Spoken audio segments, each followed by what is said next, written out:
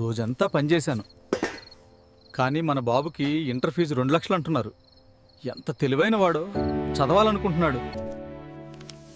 If someone who studies this well doesn't get an opportunity, then how? ఏమండి, ఏం ఆలోచిస్తున్నారండి?